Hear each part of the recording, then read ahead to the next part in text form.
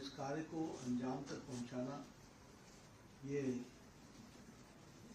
बतौर भारत सरकार के मंत्री होने के नाते और हिमाचल प्रदेश के होने के नाते मेरी जिम्मेवारी बनती है कि मैं देखूं, सुनिश्चित करूं कि ये सारे प्रोजेक्ट्स टाइमली खत्म हों और इनकी कोई दिक्कतें आए तो इसको हम दूर करने का प्रयास करें। तो पहले तो मैं प्रधानमंत्री जी को धन्यवाद देता हूं कि उन्होंने हिमाचल प्रदेश को हमेशा एक विशेष स्थान दिया है और नितिन जी ने यहाँ पर इंटरेस्ट दिखाया है, उस कारण से ये सारा कुछ हो पाया है। अभी हिमाचल प्रदेश में 25 नेशनल हाईवेज पर काम चल रहा है और 2592 किलोमीटर्स में कार्य को गति दी जा रही है।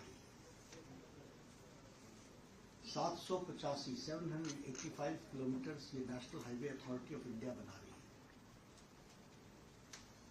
और 1238 किलोमीटर्स ये ministry of road transport and highways बना रहा है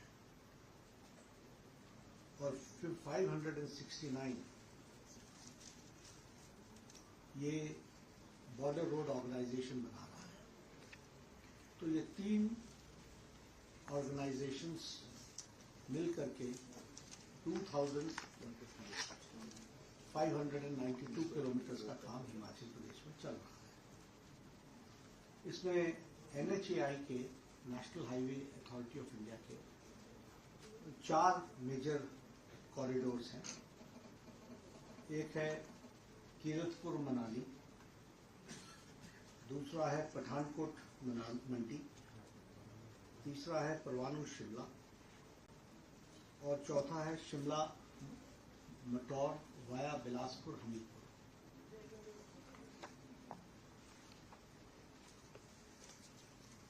परवाणू सोलन शिमला, इसमें 7,667 करोड़ रुपीस आवंटित किए गए हैं। इसमें 12 टनल्स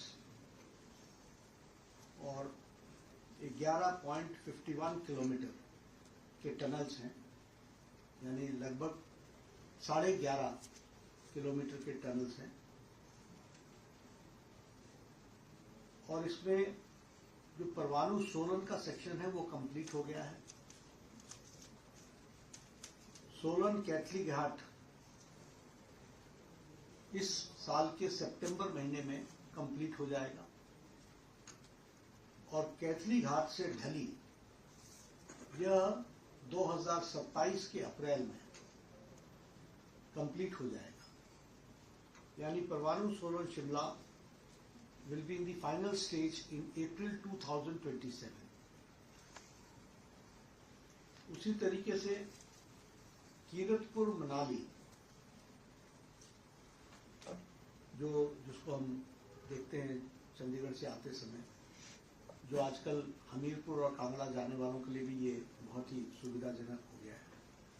इसमें कीरतपुर मनाली में 9,452 crore rupees are to be spent.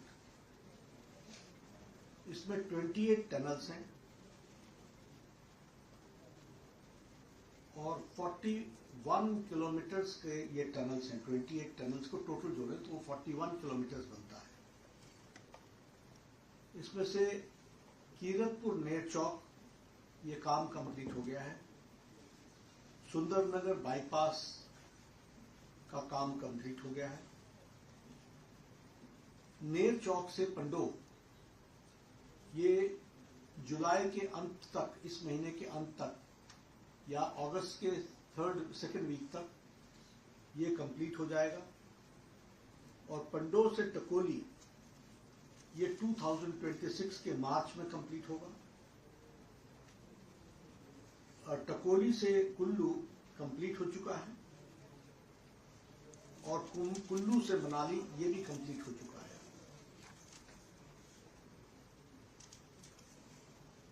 Shimla Mataur, इसमें 10,208 करोड़ रुपए आवंटित हुए हैं। इसमें 15 टनल्स हैं, 13.14 किलोमीटर्स की ये टनल्स हैं। इसका कंप्लीशन 2028 तक होगा, 2028। शिमला से शालाघाट, ये अभी इसकी डीपीआर बन रही है। शालाघाट से बिलासपुर, ये इसका कंस्ट्रक्शन के लिए बिडिंग टेंडर फ्लोट हो रहे हैं। और बिलासपुर से हमीरपुर, ये इसकी भी डीपीआर हो रही है। और हमीरपुर बाईपास अक्टूबर, इस साल के अक्टूबर तक, 2025 के अक्टूबर तक बनकर के तैयार हो जाएगा। और छील बहाल भनबार, ये दिसंबर तक कंप्लीट हो जाएगा। और भनबार से कांगड़ा, यह भी लगभग सितंबर महीने तक कंप्लीट हो जाएगा। ये जो मैंने बिलासपुर हमीरपुर बताया, ये इसकी कंप्लीशन 2028 में होगी। और जो मैंने शालाघाट बिलासपुर बताया, उसकी भी कंप्लीशन 2027-28 में, 2028 तक होगी। पठानकोट मंडी, ये मंडी में ये जुड़ जाएगी नेशनल हाईवे में कीरतपुर मनाली के साथ। जो पठानकोट से आएगी वो मनाली के साथ जुड़ जाएगी, मंडी में मनाली वाले रोड पर जुड़ जाएगी। ये 10,088 करोड़ रुपए का प्रोजेक्ट है। इसमें 13 टनल्स हैं, लगभग 10 किलोमीटर की टनल्स हैं। इसमें पंजाब बॉर्डर से मो तक का काम इस साल के दिसंबर में कंप्लीट हो जाएगा। मो से सिवनी तक कंप्लीट हो चुका है। सिवनी से रजौल, ये दिसंबर में इस साल के अंत तक कंप्लीट हो जाएगा। और रजौल से थानपुरी, इसकी डीपीआर तैयार हो रही है, ये 2028 में कंप्लीट होगा। थानपुरी परौर, ये अगले साल अप्रैल में, 2026 के अप्रैल में कंप्लीट होगा। परौर से पद्दर, इसका डीपीआर तैयार हो रहा है, ये 2028 में कंप्लीट होगा। और पद्दर से बिजनी, ये अगले साल नवंबर के 2026 में कंप्लीट होगा। और बिजनी से मंडी, ये 2027 में कंप्लीट होगा। यानी कुल मिलाकर के कंप्लीट पूरा होगा पंजाब बॉर्डर से लेकर के मंडी तक इन 2028 सितंबर अक्टूबर। पिंजौर बद्दी नालागढ़, ये 1,692 करोड़ रुपए का है। और ये अप्रैल 2026, अगले साल तक इसको हम कंप्लीट कर लेंगे। इस तरीके से हमने इन प्रोजेक्ट्स को किया है। तो इन प्रोजेक्ट्स को अगर आप देखेंगे तो मेजर पोर्शन 2026 और 27 में कंप्लीट होगा। जो माइनर 3-4 प्रोजेक्ट्स की जो अभी हम अंडर डीपीआर है अभी, वो 2028 में कंप्लीट होगा। आज की मीटिंग में 2 इश्यूज भी आए, जिस पर मैं मुख्यमंत्री जी को चिट्ठी भी लिख रहा हूं और मैं फोन पर उनसे बात भी करूंगा। एक है कि हमारा जो स्टेट गवर्नमेंट का कंसेंट मैनेजमेंट सिस्टम है, उसमें एक circular Himachal Pradesh pollution control board notification जो 23/4/2024 का, यानी 23 तारीख अप्रैल महीना 2024 को निकला है, जिसके कारण नेशनल हाईवेज को भी इंडस्ट्री की तरह पोल्यूशन में देखा जा रहा है। और इसके लिए एनओसी हर साल चाहिए। हालांकि ये काम टेम्पररी नेचर का है, ये कोई फैक्ट्री नहीं लगा रही है, इसलिए इसको इंडस्ट्री के कैटेगरी से निकाल कर, तो वन टाइम है, वो क्रशर लग रहा है, तो वो क्रशर तो तब तक है ना जब तक नेशनल हाईवे है। ये तार बनाने की, ये जो अलकतरा जिसको हम और क्या शब्द बोलते हैं, तारकोल को जो हम यूज करते हैं, तो उसके लिए जो वार्मिंग अप के लिए जो मिक्सिंग प्लांट जो लगता है, तो hot mixing plant is a temporary phase. तो this is an issue which is creating problem, because every year consent लेने के लिए and then work get stopped, तो उसकी कंटिन्यूटी के लिए. दूसरा, हमारे मंत्री जी आदरणीय नितिन जी ने भी मुख्यमंत्री से बातचीत की है, और मैं भी आज पत्र लिखूंगा, फिर मैं बात करूंगा. ये ड्रेजिंग की समस्या आ रही है, और यानी ड्रेजिंग हो नहीं रहा है, तो इसलिए ब्यास नदी में ड्रेजिंग की चिंता करना ये स्टेट गवर्नमेंट का काम है. अदरवाइज ये सारे प्रोजेक्ट्स जो बने हैं उसको बहुत सीरियस डैमेज होने की संभावनाएं बनती हैं. तो उसके बारे में ये दो इश्यूज कंसर्न आए हैं. एक विषय है,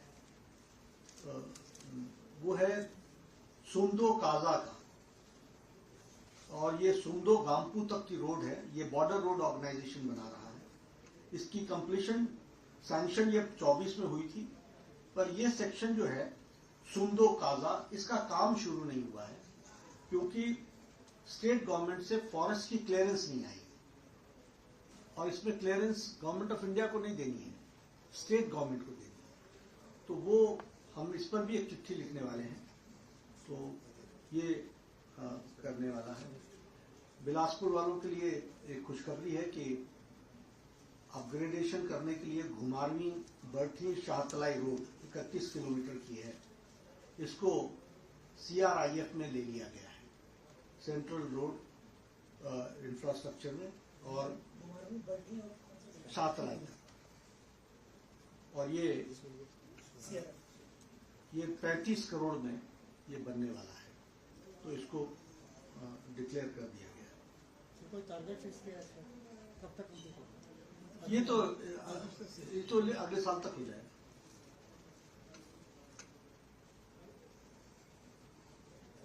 पीछे किरण रिजिजू जी आए थे, और उन्होंने लगभग 151 करोड़ के प्रोजेक्ट्स को सैंक्शन किया.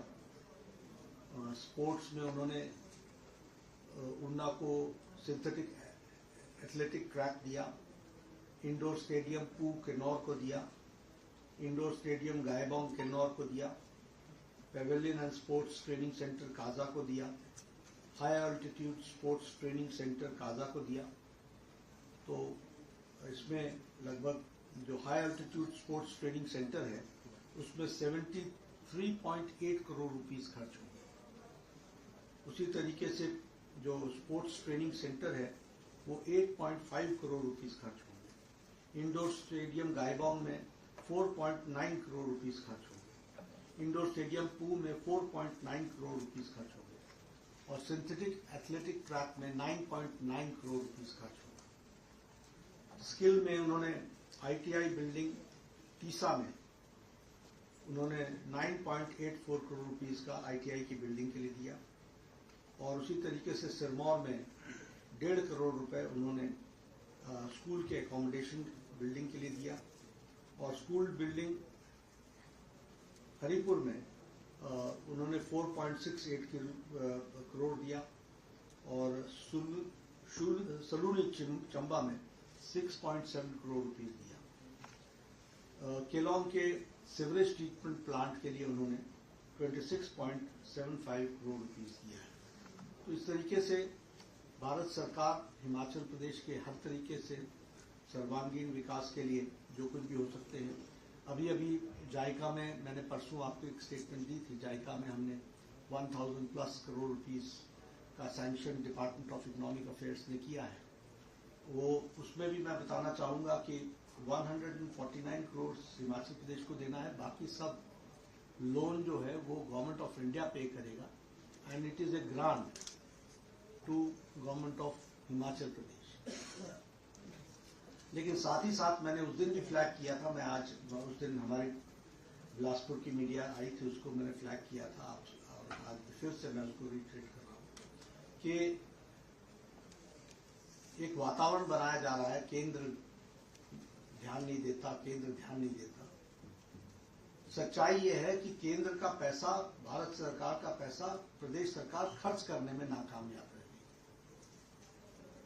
मैंने आपको बताया प्रधानमंत्री Ayushman Bharat health infrastructure mission PM अभीम में जो हमने पैसा दिया है, अब मुझे आंकड़े याद नहीं है, लेकिन 21 या 27%,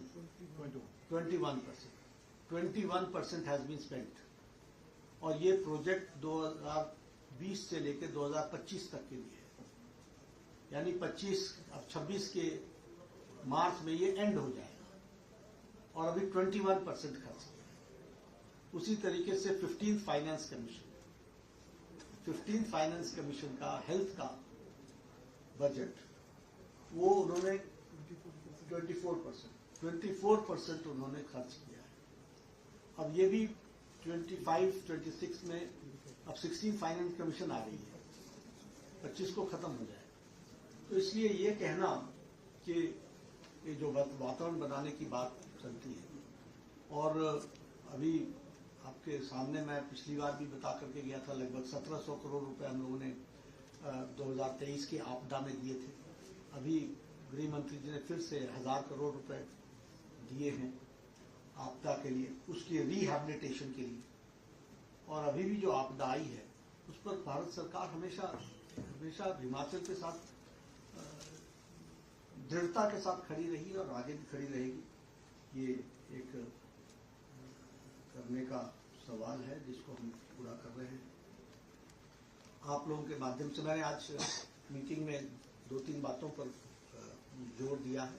एक बात तो ये कि कोई भी टाइमलाइन स्किप न हो, no timeline should skip, and post operative करने के बजाय प्रीएम्प्ट करना है।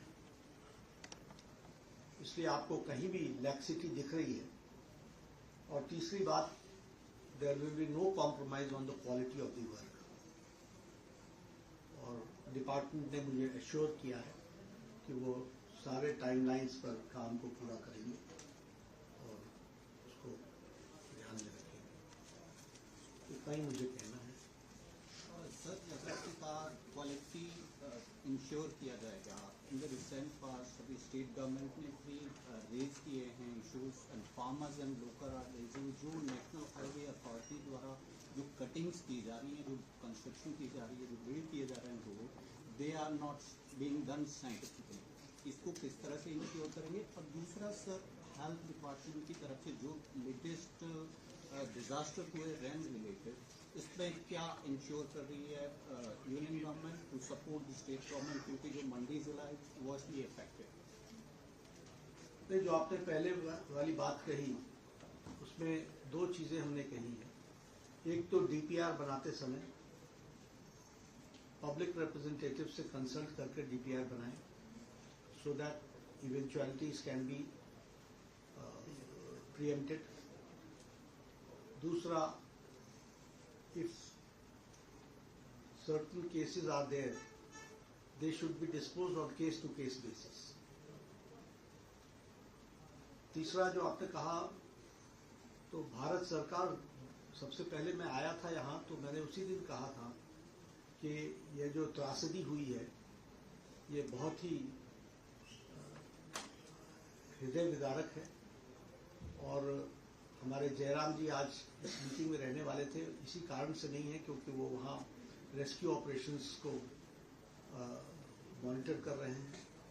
और जो कुछ भी इसमें भारत सरकार आपदा के राहत के लिए आवश्यक होगी, वो हमने पहले भी कहा कि हम आगे बढ़ चढ़ करके करते हैं, तो इसको भी हम करेंगे और इसका भी हम निवारण करेंगे। सर, NHAI से रिलेटेड, क्योंकि आज आपकी महत्वपूर्ण बैठक थी, 2 इम्पोर्टेंट मामले हैं। पहला, जो शिमला में इंसिडेंट हुआ अभी बिल्डिंग के गिरने के बाद और जो क्लैश हुआ वो दूसरी साइड को चला गया, लेकिन असली झगड़ा ये है कि राइट ऑफ वे का जो दायरा है उसमें जो बिल्डिंग को नुकसान हो रहा है या किसी भी प्रॉपर्टी को, उसकी ऑनरशिप कौन लेगा? प्रेजेंटली जो एक्ट है लैंड एक्विजिशन का, उसमें वो पॉलिसी में है नहीं, कहीं भी मेंशन नहीं है। हिमाचल गवर्नमेंट ने 2020 में कोई कमेटी बनाई है, मुझे लगता है वो और जिलों में भी होगा कि डीसी की अध्यक्षता वाली कमेटी असेस करेगी, फिर अपना रिपोर्ट देगी। लेकिन कोई लीगली बाइंडिंग कोई है नहीं। तो इस तरह के मामले, क्योंकि हम ये शिमला में देख रहे हैं कि एक बिल्डिंग गिरी, कईयों को अभी खाली करवाया है, कईयों में दरारें हैं और भी गिरेंगी। तो एक क्या मैकेनिज्म ऐसा हो सकता है कि एक फिक्स मैकेनिज्म हो जाए कि 35 मीटर या 30 मीटर जितना भी राइट ऑफ वे से बाहर का वो मामला है उसको कैसे सेटल करेंगे। और सेकंड जो आपने ड्रेजिंग का पॉइंट उठाया, ये ड्रेजिंग 2023-24 के बीच में भी एक बार ब्यास नदी का इशू आया था, लेकिन वहां ये कह रहे हैं कि तब तो उन्होंने खैर कर भी दी थी, लेकिन ministry of environment and forest का क्लियरेंस चाहिए, वहां हो नहीं सकती ब्यास नदी में जब तक वो क्लियरेंस नहीं होगी, और क्लियरेंसेज हो नहीं रही है, ऐसा मतलब डिपार्टमेंट का कहना है। अब एग्जैक्ट तो गवर्नमेंट ऑफ इंडिया को पता होगा, लेकिन क्या ये सच में है कि अगर ड्रेजिंग की ब्यास की करनी है तो वो परमिशन फॉरेस्ट क्लियरेंस है? देखिए, दो बातें हैं। जो आपने पहली बात कही उसमें अभी तो हम केस टू केस डील कर रहे हैं, लेकिन आपने जिस बात को कहा है उसके बारे में विचार किया जा सकता है। हमारी संवेदनशील सरकार है, भारत सरकार संवेदनशील है, और इसलिए इन इश्यूज को कैसे सेटल किया जा सके उसके बारे में we are open to it. तो वो जरूर मैं विषय मंत्री जी से रखूंगा, और लेकिन रखने से पहले केस टू केस चीजें सामने आए तो दैट वो हमारे को और स्ट्रेंथन करती है, लेकिन we are receptive to it, number 1। Number 2, जो आपने ड्रेजिंग की बात कही है, ये पासिंग द बक है। Responsibility has to be taken by the government of Himachal Pradesh. If you have any problem, आप आए ना मेरे पास, 25 मई को आए मुख्यमंत्री जी मेरे पास, और 30 जून को मैंने जायका का क्लियर करा करके दिया, तो कौन सा काम नहीं होता। लेकिन ये प्राइमरी रिस्पॉन्सिबिलिटी किसकी है? मेरा जो सरकार के बारे में हमेशा कहना होता है, स्टेट किसके हाथ में है? एनी प्रॉब्लम यू हैव, अब ये समदो वाली सड़क है, उसकी फॉरेस्ट क्लियरेंस तो स्टेट गवर्नमेंट को करनी है। फॉरेस्ट के नाम शब्द लगा करके सब कुछ गवर्नमेंट ऑफ इंडिया पर छोड़ देते हैं। तो इसको भी देखने की जरूरत है। सर, ये जो शिमला में अभी मशीन खराब या कभी कोई मशीन, जायका में उनको फंड दिया है, जो फंड दिया है वो उसमें फ्लेक्सिबिलिटी है, वो स्ट्रेंथन करने के लिए दिया है, जो बचा है उसको पूरा कर ले।